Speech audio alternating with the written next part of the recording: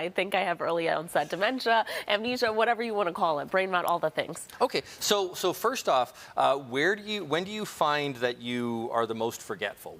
When does it happen? Is it at work or at home? Well, yeah, everywhere. You know, people come up to me. I remember faces. I never remember names.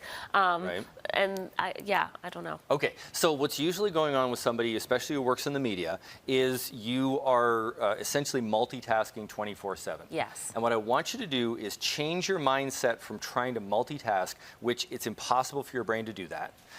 Change that to switching tasks. Okay. And it also has, like, I run 2 companies. I run a PR firm locally. I do real estate. I do a bunch of different stuff. So I work with a lot of people all day, every day too.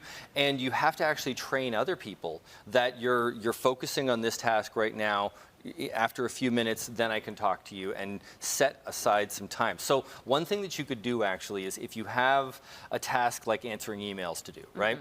Then what I want you to do is to sit down and in a focused way, do that for 5 or 6 minutes really intensely, and tell everybody that, like, when my door is closed, you don't bug me, and you focus on that task. You'd be surprised how much you get through in that short period of time. Then when that 5 or 6 minutes is up, then you can clear your head and you can have your meetings and you can talk to people. It's when you're trying to do both that you're overwhelming your mind. You become, anxiety pops up, all of those sorts of things, because your brain is trying to do what you want it to do, which is impossible. You're trying to focus on more than one thing at a time. Like, there used to be this great mentalism trick. You ever see these old mentalists who they would do something like, they would experience pain, like they'd have a truck drive over them, or they'd be like hit by a bowling ball or something like that. And you'd think, how can they handle this?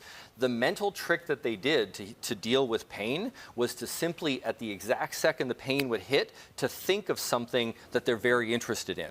So these people are thinking of their hobbies, they're thinking of their loved ones, they're thinking at that exact moment when the bowling ball hits the stomach. Like, I don't know if anybody's seen old-timey mentalism shows, but they were pretty kind of entertaining. Yeah. But the reason that works is because the brain can only think of one thing at a time. You actually even block out pain. Wow. That's how powerful your brain wants to focus on one thing at a time. So when you try to violate that rule, you become super stressed, and it doesn't help anybody. Great tip right there, and I'm sure there's plenty more in this book. Thank you so much for coming in and sharing more about it.